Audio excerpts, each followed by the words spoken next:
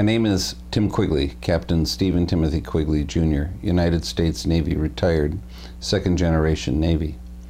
Fourth generation Irish American, I was born in Wabasha, Minnesota, a small Mississippi River town, later made famous by the movie Grumpy Old Men. My mom was a tomboy, class valedictorian, and a chemist who raised 6 children. Dad was first a naval officer and meteorologist during World War II in Korea, and then a chemist. I served in the United States Navy from 1963 until 1994. A Naval Academy graduate, I qualified as a naval aviator and joined my first operational patrol squadron in December 1969. I was deployed to the Western Pacific for what would be 3 back-to-back Vietnam conflict deployments. I flew the 4-engine turboprop P-3 Orion Lockheed Electra aircraft, which was primarily an anti-submarine warfare platform and used for surveillance missions in the South China Sea during the Vietnam conflict. I was assigned to Patrol Squadron 1. Within 6 weeks of joining the squadron, we were deployed to Marine Corps Air Station Iwakuni, Japan.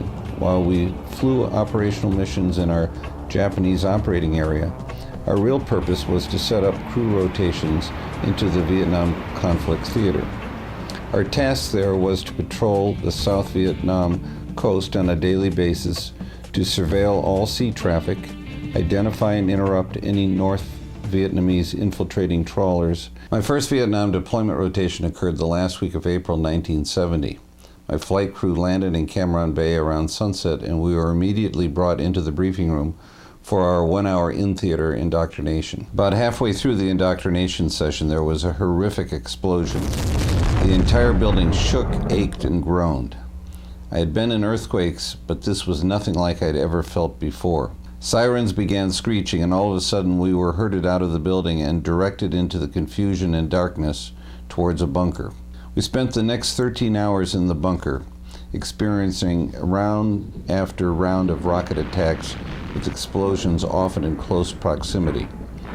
Throughout the darkness of the night, I remember constant motion as our security detail unit personnel defended the base, not only from the rockets, but from suicide bombers called sappers. The shock waves were constant as the rockets found their mark on our fuel farm tanks, continuously knocking us off our feet. The attack itself was initiated when a U.S. Army ambulance came careening up to the main gate, with lights flashing and warning horns ablare. The tower guard sighted the ambulance as it came into view and directed the gates to be opened. Once inside the gates, the ambulance came to an abrupt halt. The back door opened from inside, and out jumped 12 North Vietnamese sappers, throwing explosive satchels in all directions. The first satchel was slung into the guard tower, and both the servicemen on duty were blown to smithereens, with body parts flying all over the place. It took the entire night to fight off the rocket attack from the hills and find and eliminate the sappers in our midst. One was killed while targeting our bunker. We all grew up that night. We were in war, and it was deadly. The silence in the morning throughout the base was deafening, and the sight at the main gate was gruesome. 12 sappers were killed, and 8 servicemen died. But now it was personal and real. Crew esprit and closeness got us through. My lifelong bond is with the men of the 3 flight crews which I served on in 1970, 1971, and 1972. I started as a navigator, moved up to co-pilot, and ended a seasoned combat aircraft and mission commander, accumulating over 8,000 flight hours and earning an Air Medal for 250 hours of direct combat mission flying. I left Vietnam for the last time on my birthday in September 1972, 5 months before the end of U.S. operations. It was a tough and maturing 3 years. I love the Vietnamese people dearly. From the hooch mamas who cleaned our bunk rooms, to our chefs and guides, to the children. Such a beautiful and genteel people in the midst of an awful national experience. You know, for us in uniform at the time, the end of the conflict seemed incomplete, because as we Americans always want to, we hadn't fixed it or left the situation better. We had just left. That is not the American way. Watching the collapse and capitulation of South Vietnam the last week of April 1975 stuck painfully in my gut. My own personal sense of duty wanted to help. I was to get my chance. The great Vietnamese refugee exodus by sea started in earnest.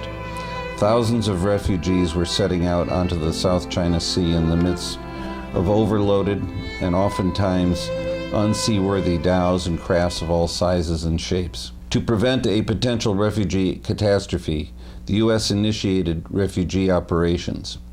I was on deployment in Naha, Okinawa, Japan, when my flight crew was first ordered to start conducting refugee missions. For the next 2.5 years, we flew countless missions on our annual deployments, searching and assisting in the rescue of these brave people who left their homeland in the hopes of a better, freer life. One mission in particular sticks in my memory, and we were flying a logistics relocation flight from Diego Garcia in the Indian Ocean. About 9 hours into the flight, the radar operator yelled, "Dive," and we did. We found a boat sinking with 42 people on board. We located a nearby German sailing vessel and vectored it to rendezvous with the refugee boat. These missions were that which gives meaning to life, the most memorable ones of my 31 years of service to the nation in the Navy. I'm grateful that I had 2 semesters of experience in the Vietnam Theater of Operations. I was sitting at a picnic table a number of years ago and started chatting with a young man named Ted Truong. When I asked him how did he come to settle in San Jose, he said simply, "I came by boat with half a banana."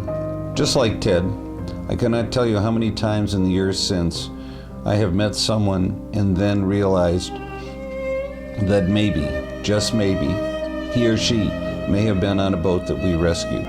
It still brings tears to my eyes. We made a difference in spite of all that horror and destruction. We made a difference for some very special people.